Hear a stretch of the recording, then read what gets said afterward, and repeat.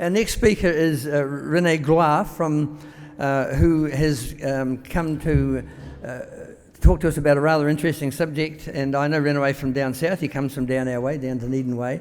And he has been working on training dogs for detection of AFB, AFB sniffer dogs, if you like. And he'll tell you more.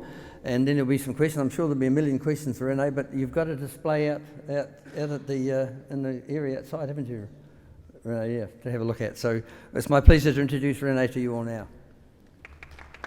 Good morning. Firstly, thanks very much for the invitation to come give you a bit of talk about our AFB detector dogs. What I'm going to do is give you a brief run of what we have done over the last 9 years, where we are now, and what we would like to do. We started approximately 9 years ago. I was approached by James and Michelle from Darfield, commercial beekeeper, going League Gold, and they had major problem with the AFB. When I first talking to James about AFB, I said, "What's AFB?" I'm not a beekeeper myself, I'm just a dog trainer. I'm originally from Switzerland and I like chocolate. And so we trained this first dog up, Jessie, with right from the beginning with quite high level of successes, because there was obvious a lot of, in James's operation in the area, a lot of AFB around, and they were burning dozens and dozens of hives every year. Jessie started indicating on these hives with clinical AFB, but also had lots of indications on hives. When inspected by the beekeepers, there was no signs of clinical AFB. And of course, me being the dog trainer, thinking, maybe made some mistakes in training this dog to detect AFB. However, over time, we realized what Jessie was doing. She started indicating on preclinical AFB. And right from the beginning, realized this is going to be quite an important part of the dog actually be able to be used as a detection tool. So over the years now, we have trained 9 different dogs, and they're all working at different levels of efficiency, level of proficiency in the way of detecting clinical and preclinical AFB. Some of them are better than others. As we know, dogs are not perfect. Dogs make mistakes as we do. But the main focus for us has been, over the years now, the preclinical, and we have been fortunate with John Mackay and the PCR testing, trying to establish a system where we can say the dog have detected preclinical AFB. So we have had indications a year or 2 years before, and 2 years later or 18 months later, that particular hive developed AFB, clinical AFB.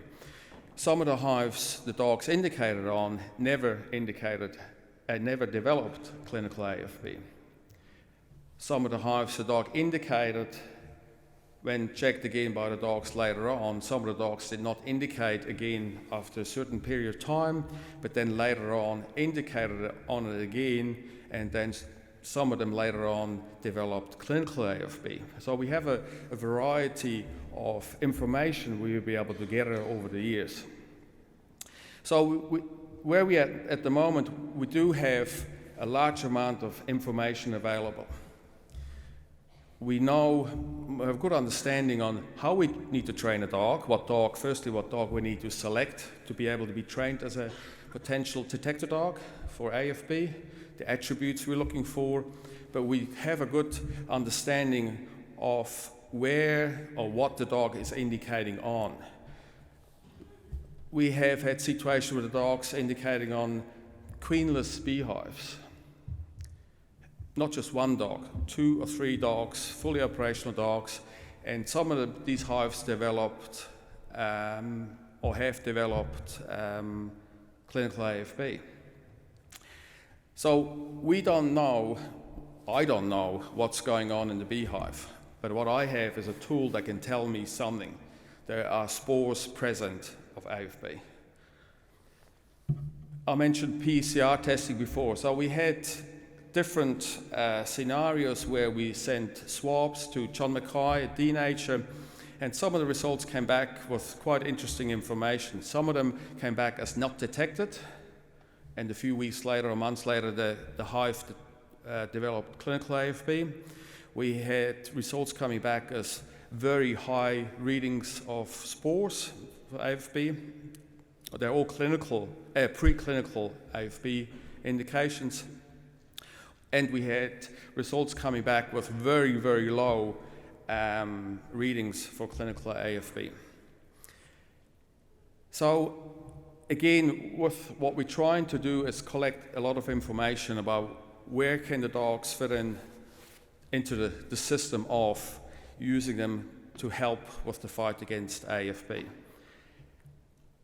As it's been ongoing now for nearly 9 years, we have several beekeepers that use dogs regularly for their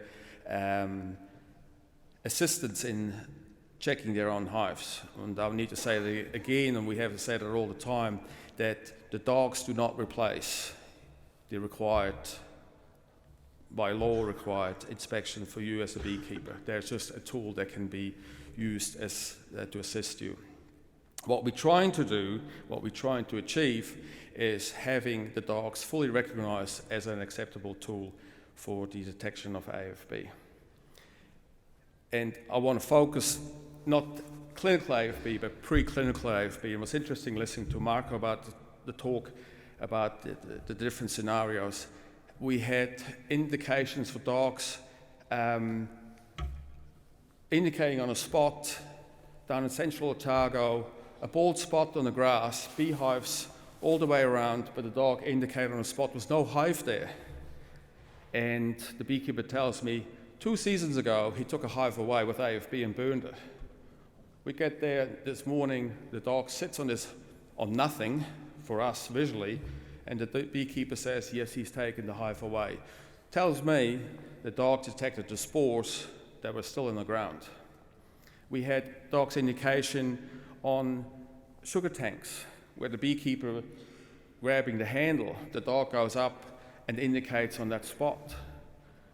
We have had indications where we did something like 800 hives in Canterbury, 18 indications. A few weeks later, the beekeeper comes back to us, 15 of them were clinical AFB. And the beekeepers, 3 weeks before we got there, just inspected the hives. So we have a lot of information, but we keep focusing on the preclinical. So what we like to do is having a trial set up, which we can present to the agency and say, scientifically, here's the proof that the dogs can detect clinical and preclinical AFB. What we have tried to do in the past, have conversations with agency and MPI to get this organized. Hopefully, I'm optimistic that we be able to continue having these discussions and having a plan in place so that we can have dogs assisting you, the beekeeper, with the detection of clinical and preclinical AFB. As it is at the moment, the agency does not recognize the dogs as an acceptable tool for the detection of AFB, which is fair enough, but we're certainly very, very keen to change that and work with the agency to have this eventually this tool fully recognized. And because the way I see it, and again, I'm not a beekeeper, the way things have been going over the last 9 years since I've been involved in this, you have a big steep hill in front of you when it comes to detecting or fighting the war against AFB. To summarize it all from where we're at now, we will continue training the dogs with people like operations we have in Hamilton and up north and Canterbury and so forth. The dogs will not be the answer to the problem with AFB detection, but can be certainly a very useful tool. You've seen it at airports for biosecurity, you've seen it with customs and prisons for detection of narcotics and so forth. And dogs being used all over the world for detection of all sorts of odors. And unfortunately for the people who trying to smuggle things. The dog is still the best tool that's available. There's no machine that can do a better job when it comes to finding narcotics. So the dogs are a very useful and effective tool. If you're interested to see more of the dogs working, we're going to, Jen and Rob, going to do a demonstration at lunchtime again with the dogs. Come and have a look. I'm more than happy to have a chat about what we do with the dogs. Thanks very much.